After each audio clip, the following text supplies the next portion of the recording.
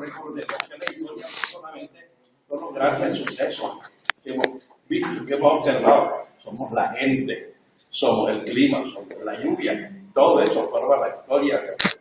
De tal manera que voy a empezar hablando del Guaco Viejo, por una cosa que me dijeron hace muchos años y me llamó enormemente la atención. Hace 100 años, Guaco Viejo se abastecía de todo, no necesitaba de nadie. Imagínense ustedes, había buenas quebradas, ríos limpios, pozos que no eran profundos y tenían facilidad de sacar el agua. Ellos eran pescadores y cazadores, habiéndose montañas, y era fácil pues cazar o pescar. Sembraban los tubérculos, la yuca, el quequisque, el camote, la malanga, el ñampí. Ellos lo tenían y ellos lo cultivaban para comer. Y a propósito, camote, camoapa. Camoapa quiere decir agua, tierra de los camotes. Dice, tierra de los camotes.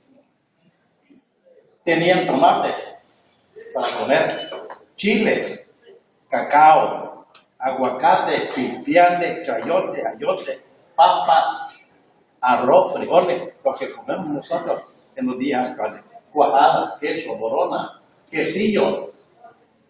Usaban la tortilla. Desde entonces, o desde el tiempo de los indios, se usaba la tortilla. Y acuérdense lo que dicen, los que han estudiado a fondo la historia. Esa tortilla tenía 4 papeles. Servía de plato. Venía a ponerle aquí los frijoles. Esta era la tortilla. Estaba el plato. Le arrancaba yo un pedacito para comerme los frijoles. Eso servía también de cuchara el pedacito de tortilla. De tal manera que después teníamos si me chorreaba de algo, con el pedacito de tortilla, me limpiaba. Era también servilleta. Así que era comida, era plato, era cuchara y era servilleta. Todos los usos que entonces tenía pues.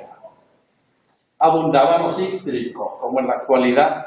Había nonas, mameyes, níferos, zapotes, melones, cocos, nancites, mangos, jocotes, papayas.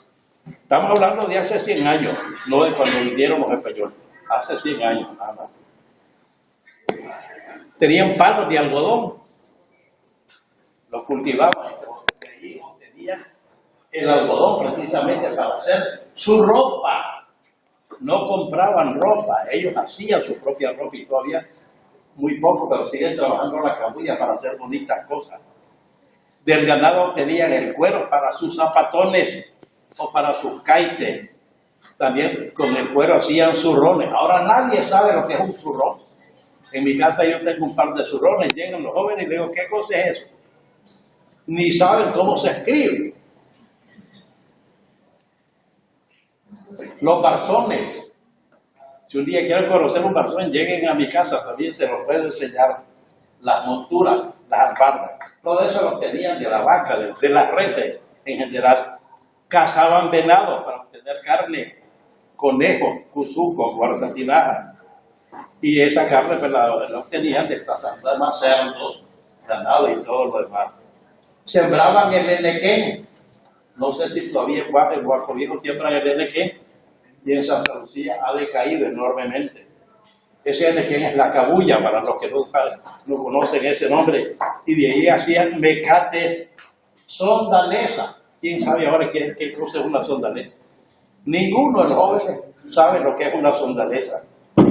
Las riacas hacían redes para guardar los productos o mecapales para llevarlos a su producción. Con el tiempo aquí van, lleva su mecapal y lleva. Yo la conocí todavía, la gente de Guaco Viejo que traía naranjas, traía frijoles cargados así. Hacían jícaras de los palos de jícaro, guacanes, cucharas para comer. Yo tomo sopa con una cuchara todavía de jícaro. La siento más sabrosa la sopa.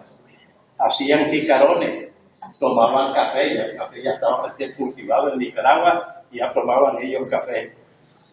chicha, pozol, pinol. Por eso es que nos dicen los pinoleros, ¿verdad? Viajaban a caballo o a pie. No había carros, ni buses, ni nada por el estilo, ¿verdad? Tenían bueyes para jalar los materiales de construcción.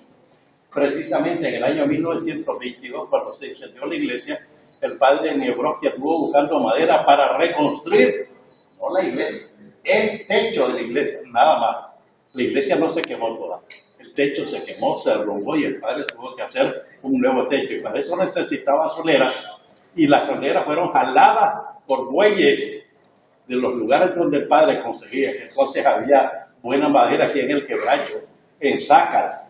Ahora no hay nada allí. Y entonces una yunta de bueyes jalaba esa madera y la traía aquí para que los carpinteros la procesaran e hicieran la solera. Hay una anécdota de que el padre Niebrowski, estando en la casa cural, que entonces era donde es ahora el hotel Sobal Barro, oía los gritos de los boyeros. ¿Y qué pasará? ¿Y qué pasará? Y entonces se fue a asomar y preguntó al que venía enviando esa partida: ¿y qué es lo que pasa? Es que estos dos bueyes no pueden subir dos soleras que las traen jalando. Y los apaleamos y le dije: pero no hay la mierda, los bueyes no tienen fuerza para subir la cueva, digamos, donde estaba la cueva. Entonces el padre le dice: bueno, ¿y a qué podemos recurrir entonces? Y le dice el boyero: retírese usted un ratito y va a ver que yo hago estos bueyes. Súbase. El padre se retiró prudentemente y entonces el dueño empezó: bueno, jodido, hijo de puta, suba, gritos, insultos, y lo hizo subir. Hizo subir a los bueyes. En resumen, los habitantes de Guascoviejo tenían todo para poder sobrevivir, pero les hacía falta una cosa. ¿Cuál será? La sal. Tenían que ir a comprarla a Camapa porque ellos no producían sal como nosotros. La sal solo viene del mar. Entonces era lo único que compraban. Tenían su comida, su ropa, todo, su casa, sus tejas, todo lo podían producir menos la sal. Vean qué bonito es el Guascoviejo, que ahora me otro. La historia de Guascoviejo también son los personajes. Había un amigo mío, primero en los años 60, 70, el padre May organizaba, invitaba a todos los matrimonios de Guascoviejo a renovar las promesas matrimoniales. Tal día vamos a renovar las promesas, así es que no importa cuántos años tengan de casados, asistan a la iglesia porque van a renovar. Y casi todo el mundo asistía, pero un amigo, cuando le dijeron: hombre, no vas a ir con tu esposa a renovar las promesas matrimoniales. Y entonces el amigo contestó: antes que no, sí, pero ahora que sí, no. Así que acá para arregle eso. Los viejos médicos, cuando un paciente padecía de presión alta, entonces no había pastillas, no había inyecciones, no había nada. Mi abuelo padeció de presión alta, un abuelo que yo no conocí, padeció de presión alta, y cuando él se sentía mal, le decía a sus hijos: vayan al río a buscarme sanguijuelas, las babosas esas, ¿verdad? Y agarraban había sanguijuelas en el río, y las agarraban y se las pegaban en ciertas partes del cuerpo, y las sanguijuelas se empezaban a chupar, chupando sangre, para disminuir el volumen de sangre que circula en el cuerpo, y de esa manera bajar la presión. Ya cuando la sanguijuela estaba gorda de tanto chupar sangre, la escurrían, la volvían a pegar para que siguiera su oficio. Esa era, digamos, la gente que no recurría al médico, pero los médicos, si había acaso algún médico, tenían la costumbre de hacer las sangrías, y había sangría roja y sangría blanca. Como era la sangría roja, cogía un cuchillo, una navaja filosa, le cortaban una vela y uno paraba el chorro. Y con eso, esa sangre que se perdía, la presión iba bajando y se sentía bien. Pero quedaba un poco anémico, digamos, pero se le salvaba la vida. Y esa era la presión, digo, la sangría roja. Y la sangría blanca era darle sal de Glover, un purgante, y el enfermo se iba echando agua en aquella cagadera tremenda, y con eso también se le bajaba la presión. Así es que ya ven ustedes cómo era la medicina de aquel.